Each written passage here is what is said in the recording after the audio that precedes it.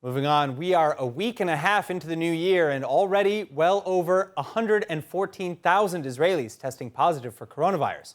More infections than in all of the last 3 months of 2021 combined. And to say that the government was struggling to come up with a solid plan would be an understatement.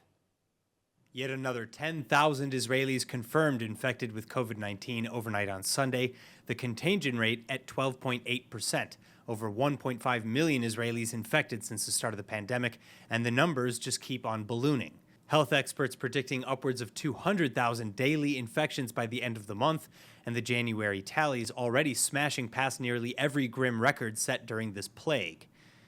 And then, to make matters worse, beyond targeted isolations and vaccinations, lockdowns and other public restrictions not predicted to have much effect. Meantime, speaking on the adoption of less accurate testing protocols, Health Ministry Director General Nachman Ash laying blame on the public.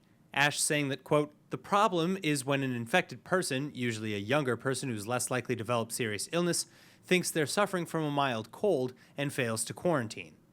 The public, by and large, however, instead blaming the government and its ever-changing COVID-19 rulebook. And many, even within the cabinet, are taking note. Social Services Minister Meir Cohen, for one, saying that the public doesn't trust us and there's a lot of confusion.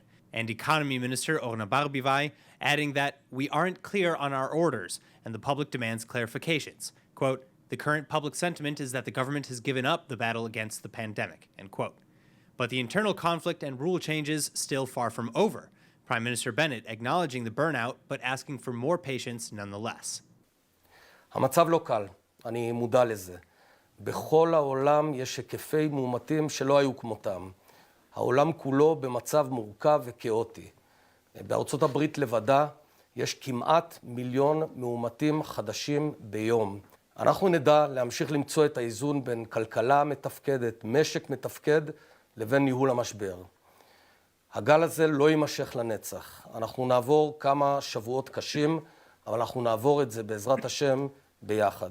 So among the new regulations, Israel issuing free COVID-19 home testing kits to school children and educational staff so that they can comply with updated quarantine policies.